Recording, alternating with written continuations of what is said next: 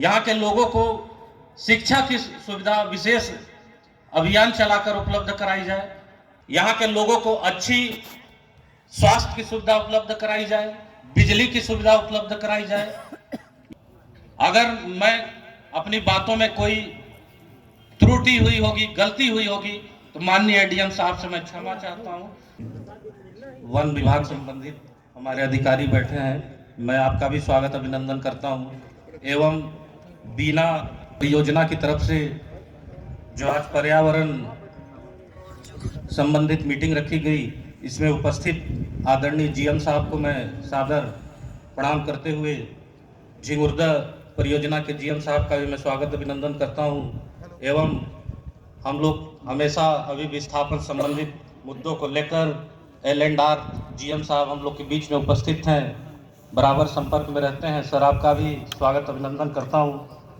Sir, जैसा कि बीना परियोजना के विस्तार हेतु परियोजना को आगे बढ़ने के लिए मध्य प्रदेश के सटे हुए इलाके से आगे बढ़ते हुए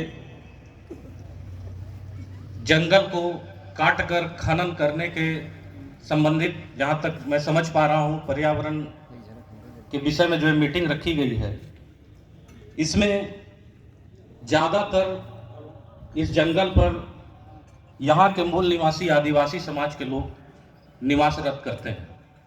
आदरणीय भारतीय संविधान की 5वीं अनुसूची अनुसूचित क्षेत्रों, जनजाति बाहुल क्षेत्रों में अनुसूचित जनजातियों को हमारे जल जंगल जमीन, हमारे पर्यावरण क्षेत्र को अधिग्रहित कर रहे हैं, नष्ट कर रहे हैं, तो वहां पर जो निवासरत हैं उनको आपको उचित सुविधा, उनके रोजी रोजगार एवं उनके मान सम्मान व्यवस्थाओं का ध्यान देना पड़ेगा।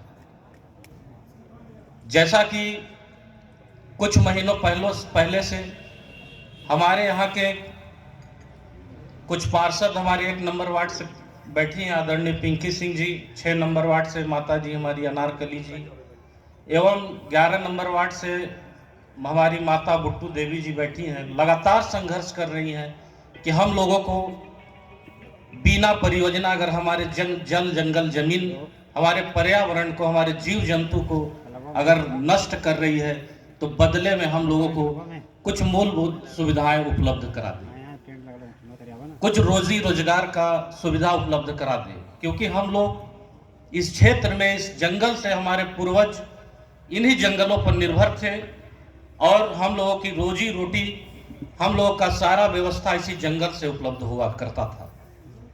लेकिन आज पूरे सिंगरौली में कोयले की जरूरत है राष्ट्र को चलाने के लिए, राष्ट्र हित में कोयला खनन की जरूरत है।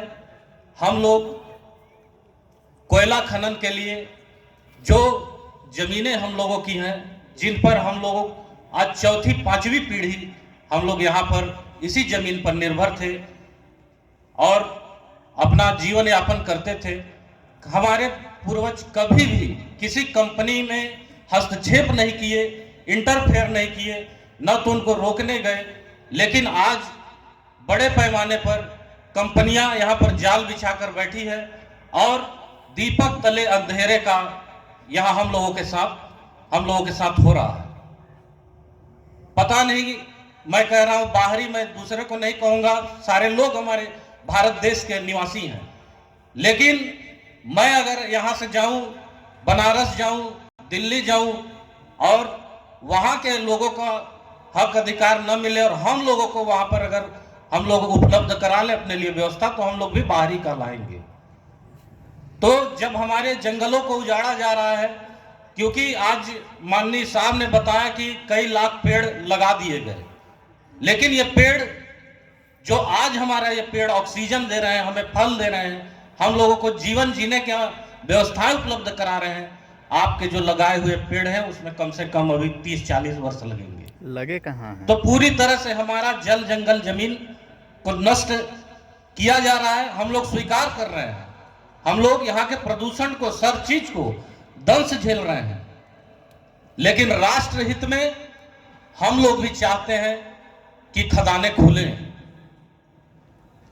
लेकिन यहां के लोगों को, स्थानीय लोगों को विशेष ध्यान देते हुए माननीय आदरणीय एडीएम साहब से मैं निवेदन करता हूं कि ध्यान देते हुए यहां के लोगों को अच्छी स्वास्थ्य की सुविधा उपलब्ध कराई जाए, बिजली की सुविधा उपलब्ध कराई जाए, यहां के लोगों को शिक्षा की सुविधा विशेष अभियान चलाकर उपलब्ध कराई जाए।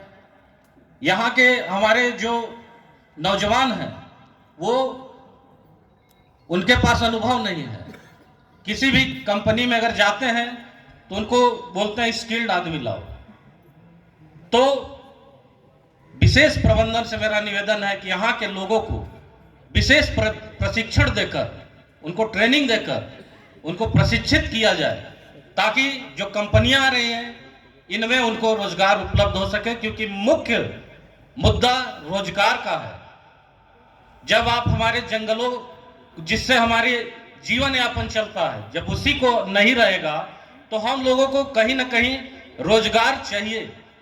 और जब रोजगार की बात आती है, हमारे यहाँ पे उपस्थित जितने संघर्षशील लोग हैं आपके खदानों में पहुंचते हैं, आपका चक्का जाम करने का कोशिश करते हैं, वो भी एक मजबूरी में करते हैं, उनको कोई शौक नहीं लगा है। तो कुछ गिने चुने लोग हैं, अगर आपका मेन पावर किसी खदान का 1000-1200 होता है तो 150 लोगों को, अगर स्थानीय लोगों को भी रोजगार मिल जाए तो इनका भी जीवन यापन अच्छे से गुजरना शुरू हो जाएगा और किसी चक्के के नीचे सोने की जरूरत नहीं पड़ेगी। ये भी अपने जान को हथेली पर लेके बड़ी बड़ी मशीनों के नीचे, चक्के के नीचे चले जाते हैं और बाद में प्रशासन को कंपनी बुलाकर इन पे मुकदमे कायम करा। हम लोग राष्ट्र हित में अपना इस जल जंगल जमीन को बलिदान देने के लिए तैयार हैं, लेकिन उसके लिए एक शर्त है कि आप लोग हम लोगों को रोजगार उपलब्ध कराने का व्यवस्था बनाएं।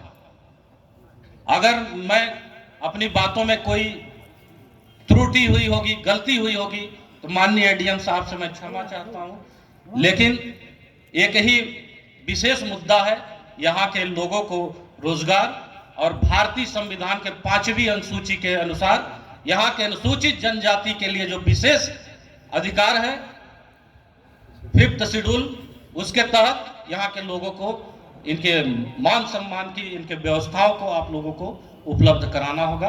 अपनी बात को बहुत सारी है लेकिन और वक्त आए हैं, अपनी बात को मैं यहीं पर विराम देता हूं। सभी को सादर प्रणाम।